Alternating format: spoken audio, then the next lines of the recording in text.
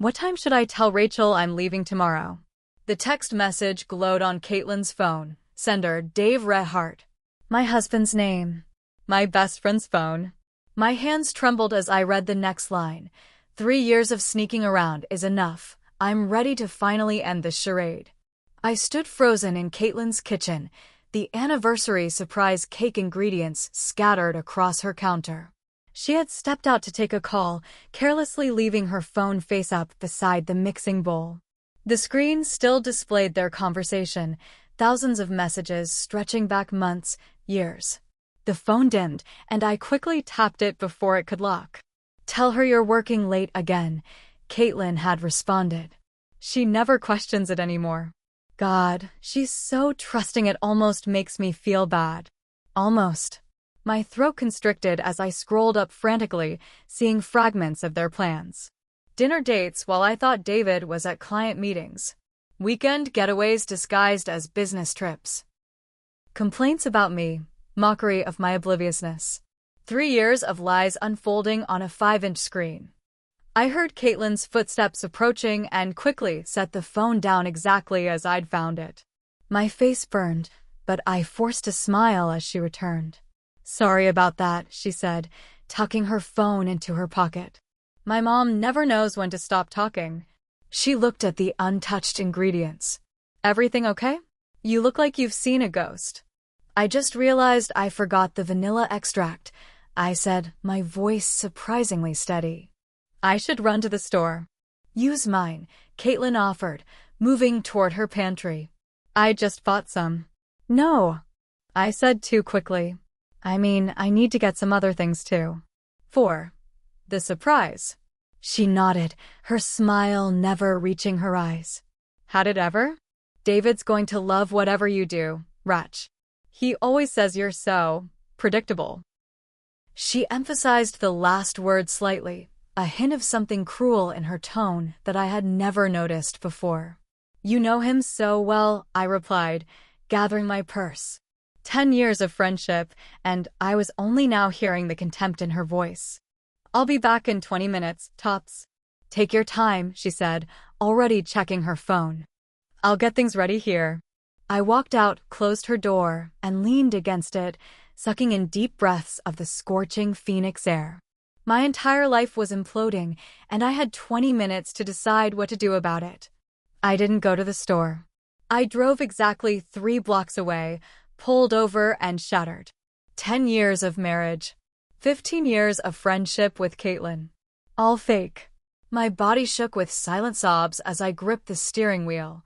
After 5 minutes, I forced myself to stop. Crying wouldn't fix this. I pulled out my phone and did something I'd never done before. I called Miguel, our neighbor from across the street. He answered on the second ring. Rachel? Everything okay? No, I said flatly. But I need a favor. Can you text me if you see David leave our house today? Don't let him see you watching. A pause. Does this have something to do with the blonde woman's car that's been parked down the block on Thursdays? My heart stopped. What blonde woman? I didn't want to say anything, Miguel said carefully. But a silver Audi, same one, parks 3 houses down every Thursday when you teach that evening class. Leaves a few hours later. Kaitlyn drove a silver Audi. My Thursday pottery class. For 3 years. Thank you, Miguel. Yes, it's related. Please just text me if he leaves. I've got your back, he said simply, and hung up. I drove back to Kaitlyn's house with a plan forming. I'd always been the planner, the organized one. David and Kaitlyn had clearly made their plans. Now I would make mine. Found it. I announced cheerfully, walking back into Kaitlyn's kitchen with a small bottle of vanilla extract. Sorry for the drama. No worries, Kaitlyn said, barely looking up from her phone. She was smiling at something on the screen, quickly typing a response. To my husband, no doubt. We baked in near silence, my mind racing while I maintained casual chatter about the neighbors, the heat wave, anything but what was screaming inside my head. When the cake was in the oven, I checked my watch.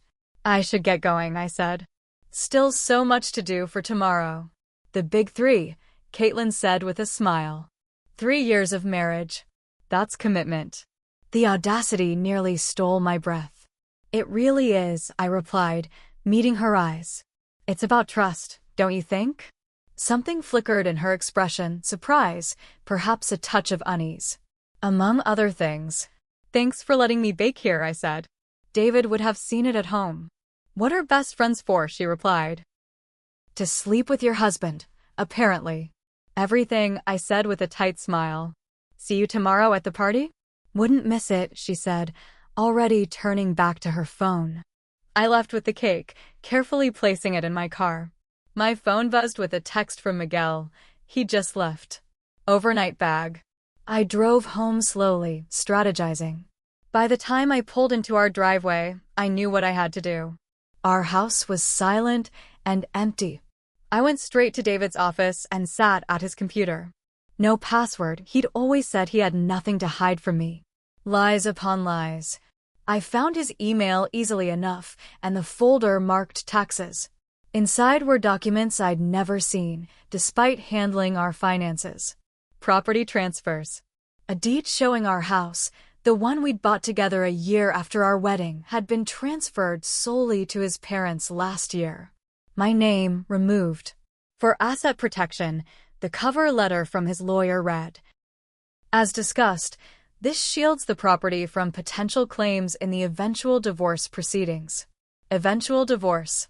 They'd planned this too. My phone rang, startling me. My sister Emily. Hey sis, I answered, trying to sound normal. What's up? Just checking on the anniversary plans, she said brightly. Everything ready for the big surprise? There's definitely going to be a surprise, I said. Hey, did you know about David and Kaitlyn? The silence lasted 2 seconds too long. What do you mean? She asked carefully. Don't, I said, my voice breaking. Please don't lie to me too. Did you know? A long sigh.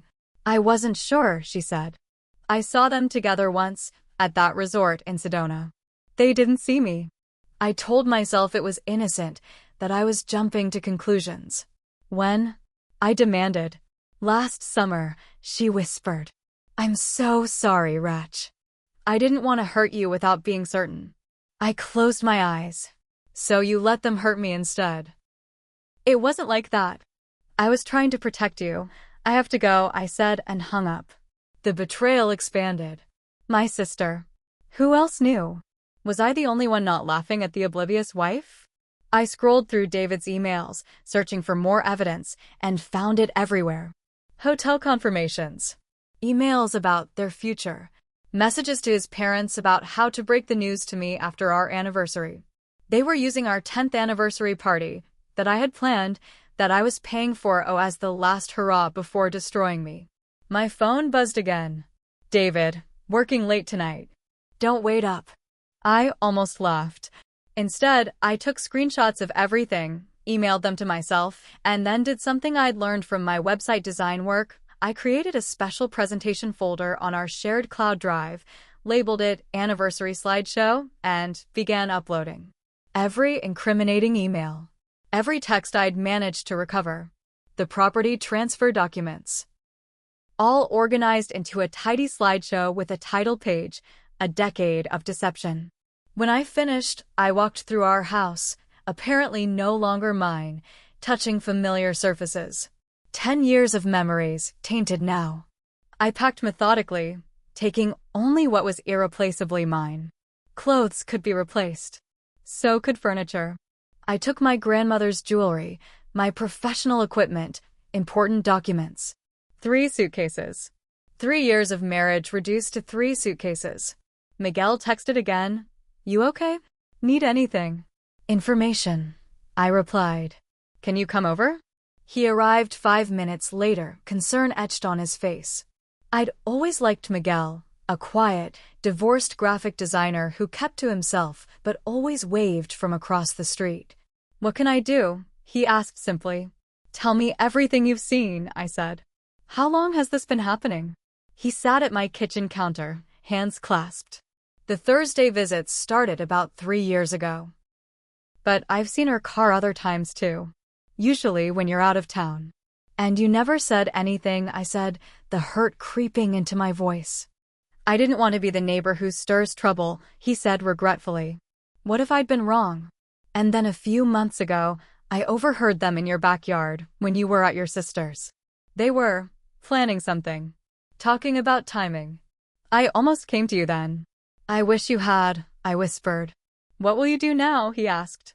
I looked around the kitchen at the anniversary party preparations, the custom glasses I'd ordered, the photo books I'd made. I'm going to give them exactly the anniversary they deserve. I spent the night at a hotel, ignoring David's texts asking where I was. In the morning, I returned home before he woke up, slipping in quietly. I could hear his snores from our bedroom as I set up the dining room for our anniversary dinner. The dinner that was supposed to happen before the surprise party with friends and family.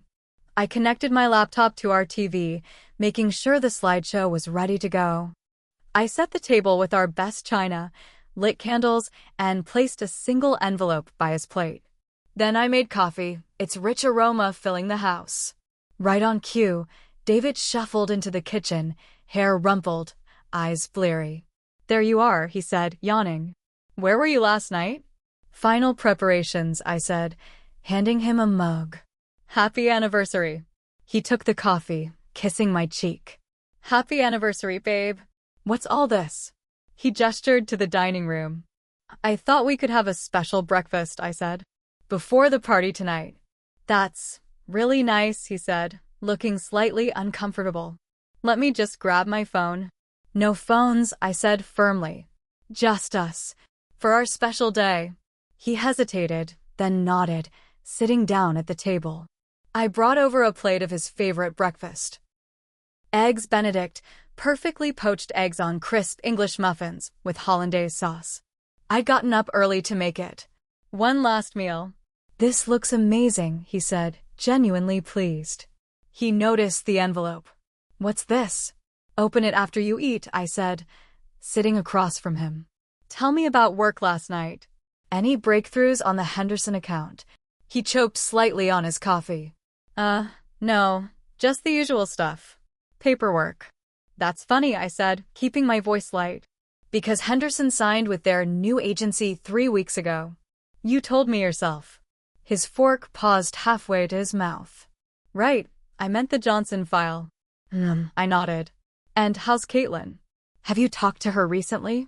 His face remained carefully neutral, but a muscle twitched in his jaw. Not particularly.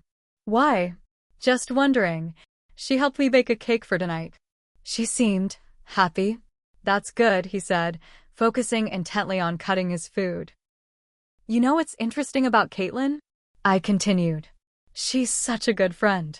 So supportive, all these years. He nodded, taking a large bite to avoid responding. It's impressive, actually, I said. How you two have managed to keep your affair secret for so long. 3 years, was it? Or longer. David's face went pale. He swallowed his food with difficulty. What are you talking about? I smiled, reaching for the remote control. I think it's time for your anniversary present, David. I pressed play. The TV flickered to life, displaying the title slide, 3 Years of Deception, the David and Kaitlyn story. His eyes widened as the slideshow began, texts, emails, photos pulled from hidden folders on his cloud account, evidence spanning years. Rachel, I can explain. I'm sure you can, I said calmly. You've had 3 years to practice your explanations. But I don't want to hear them. He pushed his plate away. This isn't how I wanted you to find out. No, you wanted to humiliate me at our anniversary party tonight, right? After I spent thousands of dollars and countless hours planning it. That's not open the envelope, David. His hands shook slightly as he tore it open, pulling out papers. His face drained of color as he realized what he was looking at. Divorce papers, I said unnecessarily. Already filed yesterday. And a little documentation about the fraudulent property transfer you executed last year. My lawyer thinks the judge will find it very interesting. You can't prove. I already did. It's all there.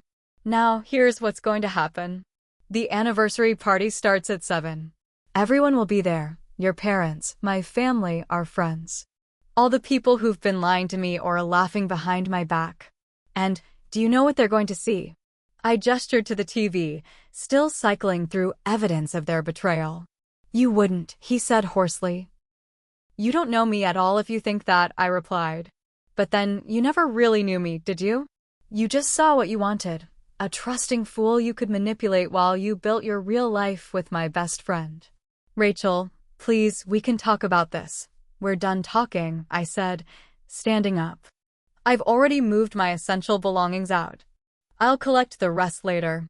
Oh, and I've frozen our joint accounts, so you might want to ask Kaitlyn for a loan. His face contorted with anger.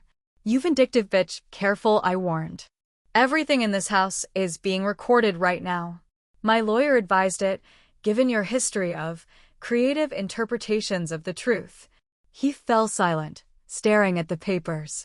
I'll see you at the party, David. 7 sharp. Don't be late. You wouldn't want to miss the surprise. I walked out of the dining room, feeling his eyes burning into my back. My phone buzzed. His mother calling, probably to remind me about some detail for the party. I silenced it. As I reached the front door, he called out, Wait, Rachel. We need to talk about this. Make a deal. I turned. A deal? I'll give you the house back, he said desperately. Sign it over today. Just don't do the slideshow tonight. Don't humiliate me in front of everyone. I laughed softly. That's what you're worried about? Your reputation. Please, he said, his voice breaking. 3 years together has to count for something. It counted for nothing to you, I replied. But fine. I'll make you a deal. Call Kaitlyn right now. Put her on speaker. Tell her it's over and why. His face fell. I can't do that. Then I'll see you at 7, I said, and closed the door behind me. I spent the day at a cafe, working on my laptop, answering excited texts about the party with vague assurances that everything was ready. My sister tried calling 3 times. I sent her straight to voicemail. At 6:30, I returned to the house. The catering staff was setting up in the backyard, stringing lights across the patio. I'd spared no expense for this party: live music, top-shelf liquor, custom decorations. Now it would serve a different purpose. I changed into the red dress I'd bought specifically for tonight, a departure from my usual conservative style. David had once mentioned he thought red was trying too hard. Kaitlyn, of course, wore red frequently. At 6:45, the first guests arrived, David's coworkers and their spouses. I greeted them warmly, accepting congratulations with a smile. By 6:55, the backyard was filling up. David's parents approached, his mother hugging me tightly. Such a wonderful milestone, she gushed. 3 years. And many more to come, right? I looked directly at her. Interesting you should say that, considering you helped David transfer the house solely to your name last year, in preparation for our divorce.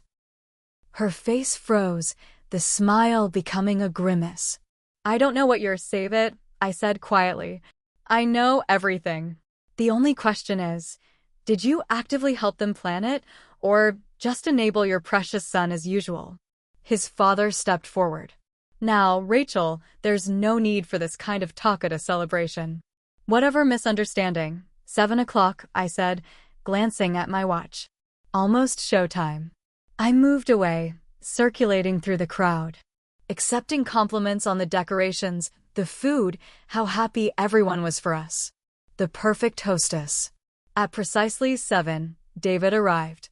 He looked terrible, pale, unshaven, eyes darting nervously. He'd obviously been drinking. Kaitlyn was at his side, her hand on his arm, whispering urgently. They both stopped short when they saw me across the yard. I raised my glass in a mock toast and made my way to the small stage where the band would play later. Attention, everyone, I called, tapping a glass. The chatter died down as heads turned my way. Thank you all for coming to celebrate 3 years of marriage between David and me. Applause, cheers. David and Kaitlyn remained frozen by the entrance. 3 years is a significant milestone, I continued. It represents commitment, trust, and honesty. I looked directly at David. Or at least, that's what I thought. An uncomfortable murmur ran through the crowd. I had planned a loving tribute tonight, a slideshow of our happiest moments together, I said. But yesterday, I discovered something that changed everything. David started pushing through the crowd toward me. Rachel, don't. I found out that for our entire marriage, my husband has been having an affair with my best friend, Kaitlyn. Gasps rippled through the guests. All eyes swung between me, David, and Kaitlyn, who had gone deathly pale. But don't take my word for it, I said, pulling out a remote. Let me show you. I pressed the button. On the large screen we'd set up for the party, the slideshow began to play. Text messages, emails, photos they thought were private. The evidence was undeniable. Rachel, turn it off, David shouted, lunging for the controls. Miguel stepped in front of him, arms crossed. I wouldn't, he said quietly. The slideshow continued as guests watched in horrified fascination. I noticed a few not looking surprised at all they'd known too. Others seemed genuinely shocked. As you can see, I said, my voice steady, this wasn't a brief indiscretion. It was a 3-year deception involving many of you who kept their secret. I scanned the crowd. Some of you were at our wedding, looking me in the eye while knowing this was happening. My sister stood in the back, tears streaming down her face. I met her gaze. Family included. Rachel, please, David begged, reaching the stage. This isn't the way? What way would you prefer? I asked. The way you planned? Using the party I organized as the last hurrah before telling me it was over? Humiliating me on your terms instead of mine. Kaitlyn pushed forward. You're making a scene, she hissed. Think about what you're doing.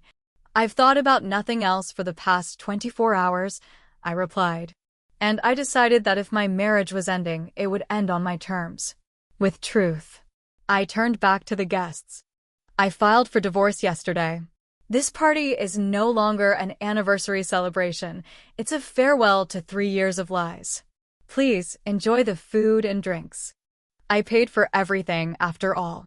I stepped down from the stage as the slideshow continued playing. David grabbed my arm. You've ruined everything, he snarled. No, I said, pulling free. You did that 10 years ago. I'm just refusing to be the punchline anymore. I walked through the stunned crowd, head high. Some people touched my arm in support. Others looked away, embarrassed. David's mother was sobbing theatrically while his father tried unsuccessfully to turn off the slideshow. At the gate, I turned for one last look. David and Kaitlyn stood isolated in the center of the yard, former friends stepping away from them as particularly damning messages played across the screen. My sister was trying to approach me, but I shook my head slightly. Not yet. Miguel appeared at my side. Need an escort to your car? I nodded gratefully. Thanks for having my back. That took courage, he said as we walked around to the front of the house. What now? Now I start over, I said simply. Without the dead weight. My phone was exploding with notifications, texts, calls, social media alerts. News traveled fast. I silenced it and tossed it into my purse. For what it's worth, Miguel said as we reached my car, I think you're going to be just fine. I smiled, the first genuine smile in 24 hours. I think so too. As I drove away, I could still hear the music from what should have been my anniversary party. But instead of feeling loss, I felt something unexpected, freedom. The weight of suspicion I hadn't even known I was carrying had lifted. The constant need to be the perfect, trusting wife was gone. David and Kaitlyn could have each other. They deserved each other. And I deserved so much more. I'd lost a husband, a best friend, and maybe even a sister. But I'd found myself again, stronger and wiser. And that was worth celebrating. Let me know your thoughts in the comments below.